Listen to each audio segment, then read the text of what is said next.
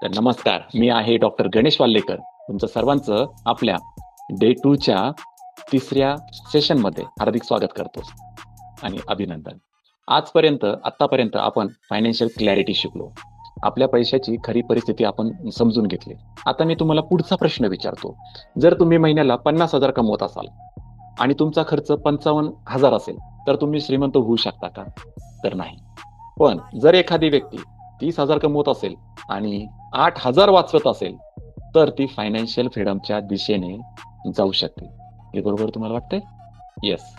उत्तर स्पष्ट आहे. म्हणूनच आजचा कन्सेप्ट आपला कॅश फ्लो कंट्रोल. लक्षात ठेवा, इन्कम तुम्हाला श्रीमंत बनवत नाही, कॅश फ्लो तुम्हाला श्रीमंत बनवतो.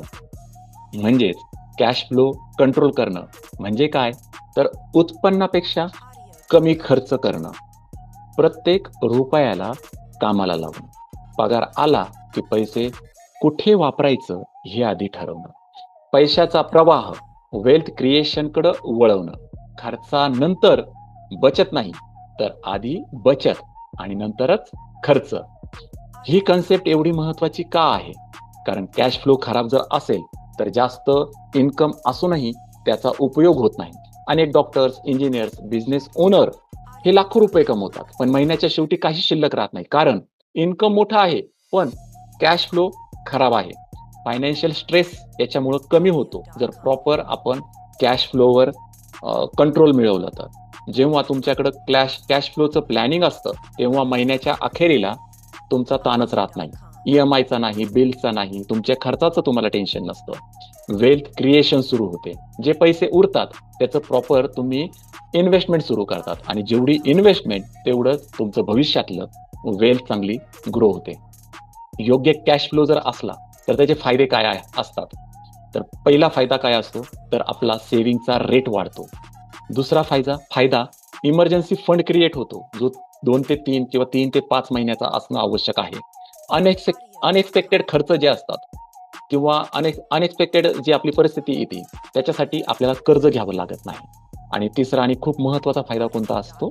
तर इन्व्हेस्टमेंटसाठी नियमित पैसे उपलब्ध होतात. यामुळं आपण कंपाऊंडिंगचा बेनिफिट जास्त घेऊ शकतो. एक तुम्हाला मी रिअल लाईफ एक्झाम्पल सांगण्याचा प्रयत्न करतो. एक डेंटिस्ट माझ्याकडे आले होते फायनान्शियल प्लॅनिंगसाठी. त्यांचं उत्पन्न खूप चांगलं होतं, पण महिन्याच्या शेवटी त्यांच्याकडे फारसे पैसेच उरत नव्हते. सेव्हिंग होत नव्हती, इन्व्हेस्टमेंट होत नव्हती. त्याच्यामुळे त्यांचा स्ट्रेस खूप वाढलेला होता. आम्ही त्याच्यामध्ये काय केलं, त्यांचं फायनान्शियल प्लॅनिंग केलं. एकदा क्लॅरिटी घेतली की त्यांचा नेमका खर्च कुठे आणि किती होतो. त्याच्यानंतर आम्ही आलेल्या पैशाचं, इन्कमचं बजेटिंग तयार केलं.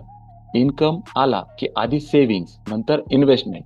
फक्त 6 महिन्यातच त्यांनी त्यांचा इमर्जन्सी फंड तयार केला आणि प्रॉपर त्यांनी SIP सुरू केली आणि आज त्यांचं फायनान्शियल स्ट्रेस एकदम कमी झालं. बदल काय केलेला आहे आम्ही याच्यामध्ये? बदल इन्कम मध्ये झाला का? नाही. बदल फक्त कॅश फ्लो मध्ये केला.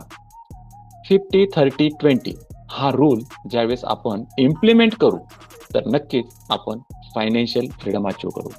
50% म्हणजे काय? तर आपल्या नीड्सवर आपण खर्च करायचा. आलेल्या इन्कम मधून 50% अमाऊंट हे आपले नीड्स जे असतात, घर, अन्न, वस्त्र, निवारा, वीज, EMI हे सर्व नीड्स मध्ये येतात.